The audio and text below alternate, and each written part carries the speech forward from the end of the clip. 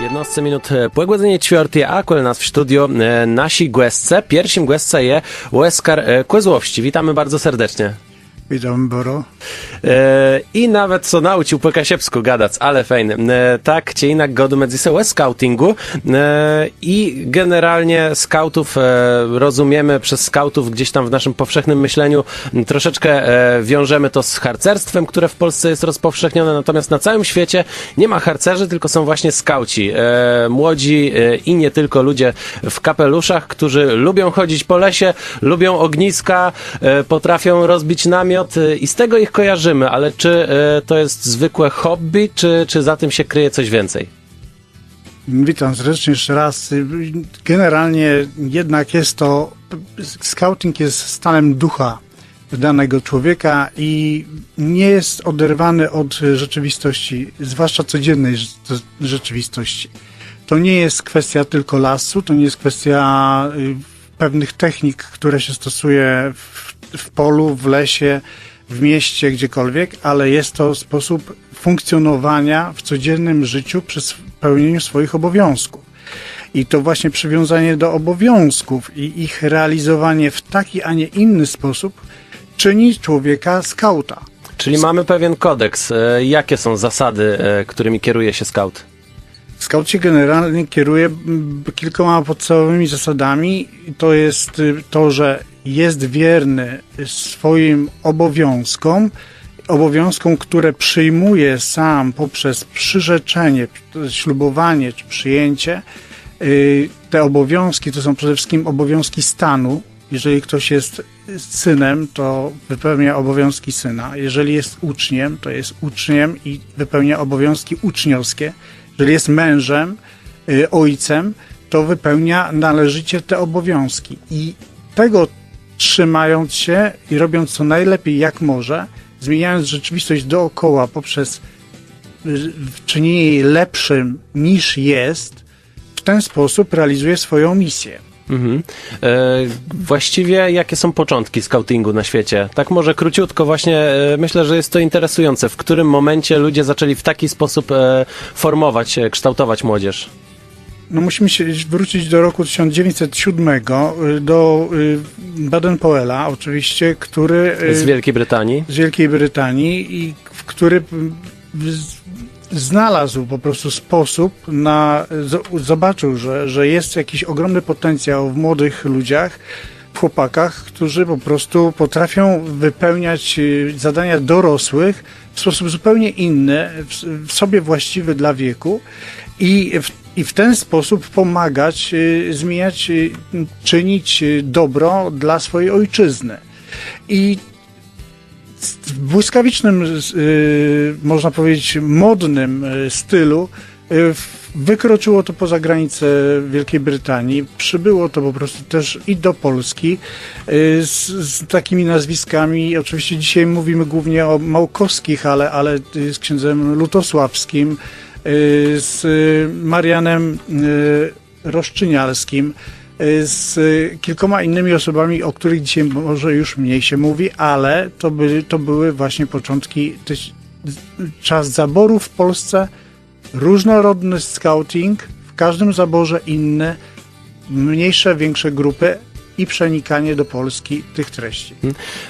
Chcę słuchać teraz radia, tego nie widzę, ale skautowie nasi są oblekły w taci charakterystyczny czopk i chusta, czarno-żółto, ją myślę nie musia klarować, czemu prawie taci farwę mają sowe bruny.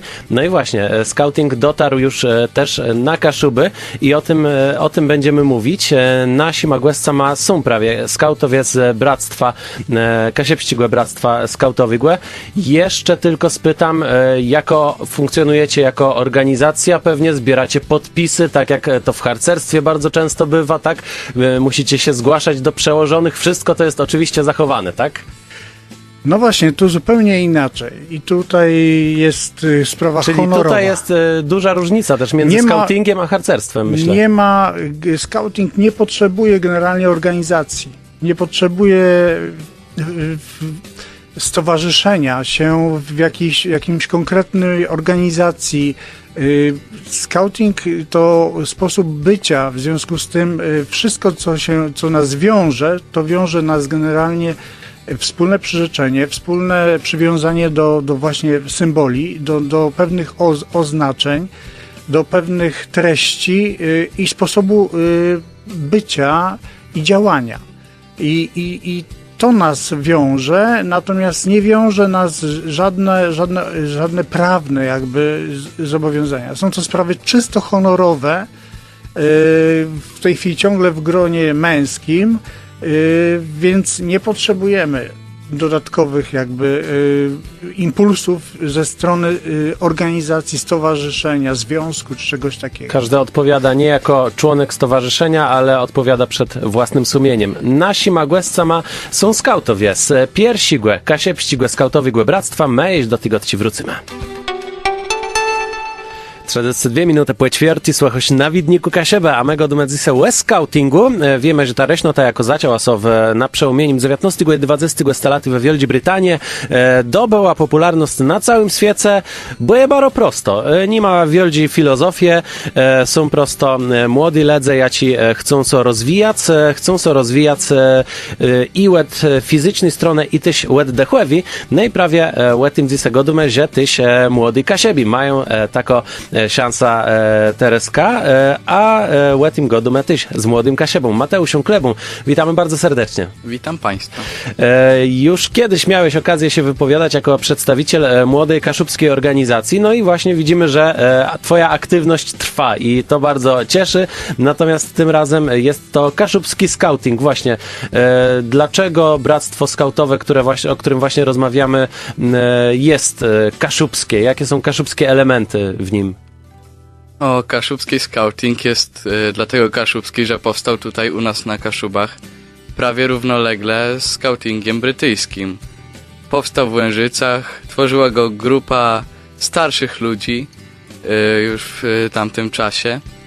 Jest on wyjątkowy, ponieważ stawia za naczelnika takiego scoutingu naszą kaszubską królową, Matkę Bożą Sianowską.